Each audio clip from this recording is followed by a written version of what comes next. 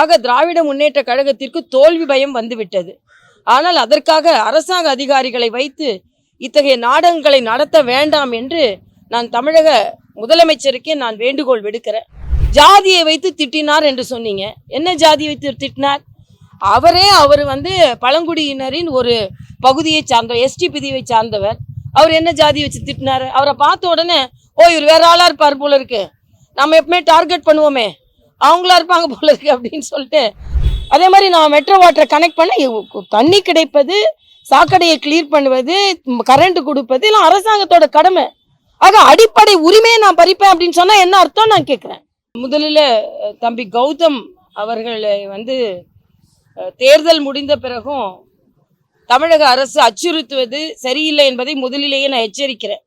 ஏற்கனவே நாங்கள் 13வது எண் பூத்தில் 122வது வட்டத்தில் இந்த பிரச்சனை இருந்ததுன்னு ஏற்கனவே தேர்தல் அதிகாரிகிட்ட நாங்கள் புகார் கொடுத்துருக்கோம்.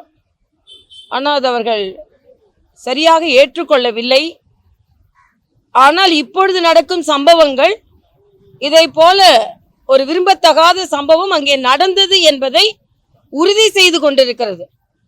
அங்கே ஏதோ எந்த பூத்லையும் அசம்பாவிதம் நடக்கல, அதனால மறு வாக்குப்பதிவு கிடையாதுன்னு சொன்னவர்கள் ஏன் இன்று மறுபடியும் அரசாங்க அதிகாரிகளால், மெட்ரோ வாட்டர் அதிகாரிகளால் கௌதம் அவர்கள் வீட்டிற்கு வந்து அவர்களை அச்சுறுத்தும் அளவிற்கு கேள்விகள் கேட்டு எவ்வளவோ எல்லா மெட்ரோ வாட்டர் கனெக்ஷன்லையும் போய் இன்னைக்கு வெரிஃபை பண்ணிட்டீங்களா? ஆக அவர் கிளியராக சொல்லியிருக்காரு எங்ககிட்ட எந்த கனெக்ஷனும் இல்லை அப்படின்னு. தனிப்பட்ட முறையில் பெரிய பெரிய நிறுவனங்களுக்கெல்லாம் எந்தவித கட்டுப்பாடும் இல்லாமல் 20-25 கனெக்ஷன்லாம் கொடுத்தவங்களெல்லாம் போய் விட்டாச்சு. ஆனால் இங்கே கௌதம் அவர்களை அச்சுறுத்தும் அளவிற்கு வந்து ஏற்கனவே அவர் காயப்பட்டிருக்கிறார், அவரை அடித்து விரட்டி இருக்கிறார்கள். இன்னைக்கு மறுபடியும் அவர் வீட்டுக்கு வந்து அதிகாரிகளை வைத்து அச்சுறுத்துகிறார்கள். ஆக திராவிட முன்னேற்ற கழகத்திற்கு தோல்வி பயம் வந்துவிட்டது. ஆனால் அதற்காக அரசாங்க அதிகாரிகளை வைத்து இத்தகைய நாடகங்களை நடத்த வேண்டாம் என்று நான் தமிழக முதலமைச்சருக்கே நான் வேண்டுகோள் விடுக்கிறேன். இன்னும் சொல்லப்போனால் இங்கே இந்த பகுதி சட்டமன்ற உறுப்பினர் இதற்கு பின்னால் இருக்கிறார் என்றால் நான் எச்சரிக்கிறேன். ஜனநாயகத்தில் இதெல்லாம் யாரும் ஒப்புக்கொள்ள முடியாது. நீங்கள் தமிழகத்தை ஆண்டு கொண்டிருக்கிறீர்கள் என்பதற்காக எந்த அச்சுறுத்தலையும் நாங்கள் ஏற்றுக்கொள்வோம் என்பதில்லை. அதுவும் குறிப்பாக எங்களது தொண்டர்கள். இதுக்கு முன்னால் என்ன சொன்னீங்க? ஜாதியை வைத்து திட்டினார் என்று சொன்னீங்க. என்ன ஜாதியை வைத்து திட்டினார்? அவர் பழங்குடியினரின் ஒரு பகுதியை சார்ந்தவர், எஸ்டி பிரிவை சார்ந்தவர். அவர் என்ன ஜாதி வச்சு திட்டினார்? அவரை பார்த்த உடனே இவர் வேற ஆளா இருப்பார் போல இருக்கு, நம்ம எப்பவுமே டார்கெட் பண்ணுவோமே, அவங்களா இருப்பாங்க போல இருக்கு அப்படின்னு சொல்லிட்டு இவங்களா ஒரு முடிவு பண்ணிக்க வேண்டியது. பாஜகவிற்கு எல்லாரின் ஆதரவும் தான் இருக்கு. இவங்க பாஜக காரங்க உடனே ஏதோ இவங்க இப்படிதான் இருப்பாங்கன்னு சொல்லிட்டு இவங்களை உடனே ஒரு முத்திரை குத்தி, இதுவே தவறு. ஜாதியை நாங்கள் யாருமே எடுக்கல, நீங்கள் தான் இன்னும் அதை வச்சு அரசியல் செய்து கொண்டு இருக்கிறீர்கள். ஆக நான் மறுபடியும் எச்சரிக்கிறேன். இதே போல சம்பவங்கள் நடந்தால் நாங்கள் பாரதிய ஜனதா கட்சிக்காரர்கள் சும்மா இருக்க மாட்டோம். இன்னைக்கே மெட்ரோ அதிகாரிகள் மன்னிப்பு கேட்க வேண்டும். ஏன் அவர்கிட்ட வந்து நீங்கள் இதே மாதிரி அதிகாரத்தோடு நடந்து கொண்டீர்கள்? உங்களுக்கு தெரியாதா அவர் என்ன கனெக்ஷன் வச்சிருக்காரு, என்ன ஏதுன்னு? அதனால இதை போன்ற அச்சுறுத்தல்களை என்னால் முற்றிலுமாக பாரதிய ஜனதா கட்சியால் அனுமதிக்க முடியாது என்பதை நான் இங்கே எச்சரிக்கையாக விடுக்கிறேன். இல்லை, அவரோட சொந்த வீடு, அவர் மெட்ரோ கனெக்ஷனை வச்சு இப்போ நான் கேட்குறேன், இவர் வீட்டில் நேற்று பண்ணுறதுக்கு என்ன காரணம் இருக்க முடியும்? ஏற்கனவே ஆமாம், அவர் பம்பு ஸ்டம்ப் அடிப்பம்பு தான் வச்சிருக்காரு. இல்ல, அது அவங்க இதை கமர்ஷியலுக்கு அதை யூஸ் பண்றாங்க அப்படின்னு சொல்லிட்டு வந்திருக்காங்க. அவங்க சம்ப் இருந்து அதை டிஸ்கனெக்ட் பண்றதுக்கு வந்திருக்காங்க. இல்ல, இவங்க அடிப்பம்பை தான் யூஸ் பண்ணிட்டு இருக்காங்க. இல்ல, ஏன் நான் கேக்குறேன், இல்ல ஏன் இவர் வீட்டுக்கு வரணும், ஏன் இதை கேட்கணும், அவரை மிரட்டுற மாதிரி ஏன் எடுத்துக்கணும்?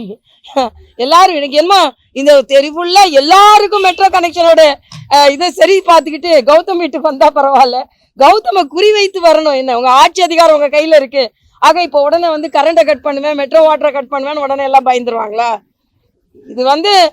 இது எந்த அளவிற்கு நீங்க எல்லாம் தேர்தலை நேர்மையான தேர்தலாக இல்லாமல் அச்சுறுத்தும் தேர்தலாக நடத்தி கொண்டிருக்கிறீர்கள் என்பதுதான். என்னம்மா சரிதானே?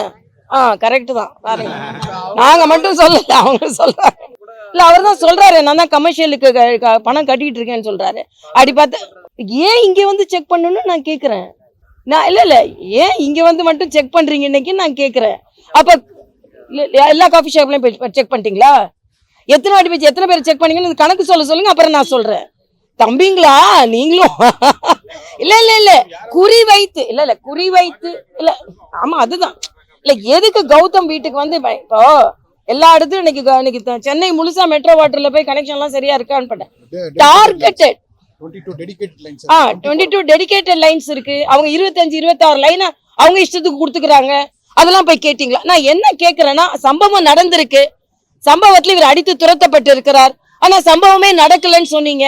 அதுக்கப்புறம் மெட்ரோ வாட்டர் கனெக்ஷன் அதிகாரிகளை வைத்து நீங்க இவர்களை மிரட்டுகிற. ஆக நீங்க வந்து மழை விட்டாலும் தூவானம் விழல இந்த மாதிரி தொடர்ந்து அவரை அச்சுறுத்தி கொண்டு இருக்கிறீர்கள். பாரதிய ஜனதா கட்சிக்கு யாருக்கான்னு வேலை செஞ்சா திமுக நாங்க இப்படி மிரட்டிக்கிட்டே இருப்போம். நாங்களாம் மிரள போறது இல்ல, நீங்க தான் மிரள போறீங்க. ஆனா ஏன் இப்படி செய்யறீங்க? ஆக இது பொதுமக்களுக்கு தெரிய வைக்க வேண்டியது எனது கடமை. பொதுமக்கள்ல நீங்க வந்து பூத் கேப்சரிங் நான் பண்ண வந்தீங்கன்றது பொதுமக்களுக்கு தெரிய வைக்கிறது எனது கடமை. அதே மாதிரி அவர் அடிச்சு விரட்டினீங்கன்னு சொல்லி எனது கடமை. எதற்கெடுத்தாலும் ஜாதியை நீங்கள் புகுத்துவீர்கள் என்பதற்கு அவரை வந்து வேற ஜாதியை நினைச்சிட்டு அவர் ஜாதியை வைத்து அவர் வந்து அச்சுறுத்தினார் என்பது அது முற்றிலும் போய். இங்க உள்ள சட்டமன்ற உறுப்பினர் சொன்னது. அதனாலதான் அவரோட சர்டிபிகேட்டை நாங்க வாங்கினோம். அவரு நீங்க நினைக்கிற மாதிரி எல்லாம் இல்ல.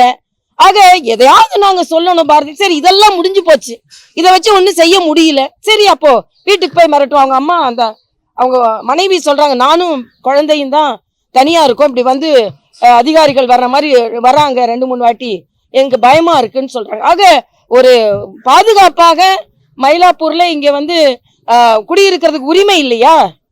அதே மாதிரி நான் மெட்ரோ வாட்டரை கனெக்ட் பண்ண தண்ணி கிடைப்பது, சாக்கடையை கிளியர் பண்ணுவது, கரண்ட் கொடுப்பது எல்லாம் அரசாங்கத்தோட கடமை. ஆக அடிப்படை உரிமையை நான் பறிப்பேன் அப்படின்னு சொன்னா என்ன அர்த்தம் நான் கேட்கிறேன். அதனால எந்த தொண்டனுக்கு எந்த பிரச்சனை வந்தாலும் நாங்க வந்து நிப்போம். நீங்க எங்களை அசைச்சு பார்த்து நீங்க வெற்றி பெற முடியாது. அதற்கான காலம் மலையேறி விட்டது, அவ்வளவுதான் நான் சொல்வேன். நேர்மையாக நடந்து கொள்ளுங்கள் என்று எச்சரிக்கிறேன். இதை மாதிரி மறுபடியும் தொடர்ந்து நாங்க இன்னும் பெரிய போராட்டத்தை முன்னெடுப்போம்னு நான் சொல்றேன். இல்ல அதுதான் அவங்க அதனாலதான் நான் இப்ப சொல்றேன், எந்த இடத்துலயும் மறுவாக்கு பதிவு நடத்துற அளவுக்கு நடக்கலன்னு சொன்னாங்க. ஏன்னா இவங்க 50 பேர் வந்தது உண்மை, இவரை அடித்து துரத்தியது உண்மை, எல்லாம் நடந்தது உண்மை. நாங்க எல்லாமே நாங்க கேட்டிருக்கோம். அவங்க மறுவாக்கு பதிவு எந்த இடத்துலயும் இல்லைன்னும் போது நாங்க அதுக்கான விவரங்களையும் நாங்க கேட்டிருக்கோம். ஆனா நான் என்ன சொல்றேன்னா, இப்ப இவங்க நடந்து கொள்வது மறுபடியும் அதே மாதிரி நிகழ்வுகள்லாம் நடந்தது என்பதற்கு நிரூபணமாகிறது அல்லவா? இப்ப அவரையும் டார்கெட் பண்ணணும். அதுக்காக அடுத்த தேர்தலுக்கு இல்லை, எப்பவுமே பாஜகவுக்கு யாரும் வேலை செய்யக்கூடாது அப்படின்னு தான். இப்ப பாஜக வளர்ந்து வருவதை கண்டு அவங்களுக்கு எல்லாம் பயமா இருக்கு, அவ்வளவுதான். இல்ல அவங்க அழிக்கல. நான் வந்து பத்திரிகையில இதுல பார்த்தேன், தொலைக்காட்சியில எந்த தொகுதியிலையும் மறுவாக்கு பதிவு இல்லைன்னு சொல்லியிருக்காங்க. அதை வைத்துதான் நான் இப்ப திருப்பி கேட்கணும்னு வைத்திருக்கேன். தனிப்பட்ட முறையில எதுவும் பதில் கொடுக்கல, அபிஷியலா என்ன எங்களுக்கு வரல. நான் தொலைக்காட்சியில பார்த்தேன், எந்த தொகுதிக்கும் எந்த வாக்குச்சாவடிக்கும் மறுதேர்தல் இல்லைன்னு முடிவு பண்ணிருக்காங்க. நான் தொலைக்காட்சியில பார்த்தது சொல்லுவேன். இல்ல அதெல்லாம் நாங்க நீதி வழியா எந்த பணியா நாங்க ஏற்கனவே இப்போ விடுபட்ட வாக்காளர்களை ஒவ்வொரு பூத்லயா எவ்வளவு விடுபட்டு இருக்குன்னு நாங்க இப்ப கணக்கெடுத்து கொண்டு இருக்கிறோம். ஆனா ஏற்கனவே இதே கேள்வியை தான் சந்தேகத்தை எழுப்பினேன். நிறைய வாக்காளர்கள் விடுபட்டு இருக்கிறார்கள். ஆனா தமிழக முதலமைச்சரும் கூட்டணி கட்சிகளும் அதை பற்றி வாய் திறக்காமல் இருக்கிறார்கள். அப்படின்னா என்ன அர்த்தம்? சின்ன கோடு விழுந்துட்டா கூட உடனே வந்து அவரு பேசுறாரு இல்லையா, கூட்டணி கட்சி பேசுவாங்க, அப்புறம் அவரு பேசுவாங்க. மக்களின் வாக்குரிமை மறுக்கப்பட்டு இருக்கிறது. இதை பற்றி வாய் திறக்காமல் இருப்பதற்கு என்ன காரணம்? அதற்கு முழு பொறுப்பும் காரணமும் அவர்கள்தான் என்பதை அவர்களே சொல்லாமல் சொல்லிக் கொண்டிருக்கிறார்கள் என்பதான் எனது கருத்து. இல்ல நான் நேத்தே அதுக்கு ரொம்ப விளக்கம் சொல்லிட்டேன். நான் விளக்கமா மரியாதைக்குரிய பாரத பிரதமர் மறுபடியும் அவர் மக்கள் விருப்பம் அடையும் அளவிற்கு பேசுகிறார். வெறுப்பு பேச்சுன்னு அந்த ஒரு காரணத்தை வைத்து ஒரு வார்த்தையை திருப்பி சொல்லி ஏதோ இதை சொன்ன உடனே பிரதமர் மேல எல்லாம் வெறுப்படைந்து விடுவார்கள் என்ற ஒரு தவறான பிரச்சாரத்தை காங்கிரசும் திராவிட முன்னேற்ற கழகம் போன்ற அவர்கள் கூட்டணி கட்சிகளும் எடுத்திருக்கிறது. இது எந்த விதத்திலும் பலன் தராது. ஏனென்றால் மக்களுக்கு அவரோட திட்டங்கள் எல்லாமே எல்லா மக்களுக்கும் இணைந்த திட்டங்கள் தான், எந்த வேற்றுமையும் பார்க்கவில்லை அவர். அதனாலதான் இன்றைய காலகட்டத்தில் இன்னைக்கு ராகுல் காந்தி சொல்றாரு, எனது கேரண்டி நான் வந்து ஜாதிவாரி கணக்கெடுப்பு தான். ஏன் செய்யல? இதுக்கு முன்னால நீங்க ஆட்சி செய்கின்ற இடத்துல செஞ்சீங்களா, இல்லைன்னா நீங்க ஆட்சி செய்த மாநிலங்கள்ல செஞ்சீங்களா? ஆக எல்லாத்துக்குமே நீங்க இருக்கும்போது ஒண்ணுமே. ஏன் இதே ஸ்டாலின் நான் கேக்குறேன், இல்ல நான் என்ன கேக்குறேன்னு, நீங்க என்ன செஞ்சீங்க? நீங்க என்ன செஞ்சீங்கன்னு முதல்ல சொல்லுங்க. 18-20 வருஷமா மத்தியில ஆட்சியில இருந்தீங்கல்ல ஸ்டாலின், என்ன செஞ்சீங்க? நீங்க கல்வியை நான் வந்து மாநில பட்டியலுக்கு மாத்துனீங்களா? நீட்டை பத்தி உங்க ஆட்சியில தான் ஆரம்பிச்சது, அதுக்கு தான் தடுத்தீங்களா? ஜல்லிக்கட்டு முதல்ல ஜெயராம் ரமேஷ் மூலமா தான் ஆரம்பிச்சது, தடுத்தீங்களா? எல்லாத்துக்கும் விதையை நீங்க போட்டுட்டு அதுக்கப்புறம் எங்களுக்கு அதை பத்தி தெரியாதுன்னு சொல்றதா நான் எதிர்க்கிறேன். நிச்சயமாக இந்த மிரட்டல் அரசியலுக்கெல்லாம் நாங்க வந்து பயப்பட மாட்டோன்றதை நாங்க பாவம் அவங்களுக்கு எதுவுமே காதுல கேட்காம இருக்கு போல இருக்கு. சாதனைகளை பார்த்துதான் மக்கள் எல்லா மாநிலங்களிலும் வாக்களித்து கொண்டு இருக்கிறார்கள், இப்பொழுது வாக்களித்து வருகிறார்கள் எல்லாம். இப்ப நான் வந்து புதுச்சேரியில துணைநிலை ஆளுநரா இருந்தேன்ப்பா. அங்க மட்டுமே ஆயுஷ்மான் பாரத் என்ற காப்பீடு திட்டத்தில் பலன் பெற்றவர்கள் ஒவ்வொரு வீட்லயும் இருக்கிறாங்க. ஒரு 60 கோடி ரூபாய் அவர்களுக்கு மட்டுமே பண பட்டுவாடா செய்யப்பட்டிருக்கிறது. உடம்பை அவர்கள் காப்பாற்றியது மரியாதைக்குரிய பாரத பிரதமர் உயிர் காப்பாற்றினார் என்பதற்காக. கேஸ் கனெக்ஷன் 10 கோடி பேருக்கு கொடுத்துக்கப்பட்டிருக்கு. இவங்களெல்லாம் ஒருத்தரை கூட இவங்க சந்திக்கலையா? 24 லட்சம் கோடி முத்ரா வங்கி கொடுக்கப்பட்டிருக்கிறது கடன். இன்னைக்கு தெருவோர சாலை ஓரத்தில் உள்ளவங்களுக்கு 50,000 ரூபாய் கடன் ஒருத்தங்களே இவங்க இப்ப சந்திக்கல. எல்லாத்தையும் விட்டுருங்க. இன்னைக்கு உலக சுகாதார மையம் என்ன சொல்லுதுன்னா, இந்தியாவில மக்கள் எல்லாம் காப்பாற்றப்பட்டதற்கு கரீப் கல்யாண் யோஜனா அப்படின்னு மரியாதைக்குரிய பாரத பிரதமர் கொடுத்த 5 கிலோ அரிசி காரணம். ஏன்னா அந்த நேரத்தில் கடையெல்லாம் அடைத்து இன்னும் அதை விரிவுபடுத்த அதை யாரும் பார்க்கலையா? ஆக பாரத பிரதமர் தனது வாக்குறுதிகளை எப்படி நிறைவேற்றினோம் என்பதை சொல்றாரு. ஆனா நீங்க தான் அதை பத்தி எதுவும் இல்லை. நான் கேட்கிறேன், நீங்க 50 ஆண்டு காலம் ஆட்சி செஞ்சீங்க. இன்னைக்கு ஸ்டாலின் ரொம்ப பெருமையா பேசுறாரு. காங்கிரசின் தேர்தல் அறிக்கை திராவிட முன்னேற்ற கழகத்தின் தேர்தல் அறிக்கையை பிரதிபலிக்கிறதா? நான் கேட்கிறேன், தமிழை நாங்கள் வளர்ப்போம் என்று பாரதிய ஜனதா கட்சியின் தேர்தல் அறிக்கை சொல்லுது. நீங்க சொன்னீங்களா? நீங்க சொல்லி காங்கிரஸ்ல ஒரு வார்த்தை போட வேண்டியது தானே. அதுக்கு கூட உங்களுக்கு மனசு வரல. அதனால இன்னைக்கு நீங்க பேசுவது எல்லாமே வெற்று வாக்குறுதிகள். நாங்க செய்யறது எல்லாமே நிறைவேற்றப்பட்ட வாக்குறுதிகள். அதைத்தான் என்னால சொல்ல முடியும்.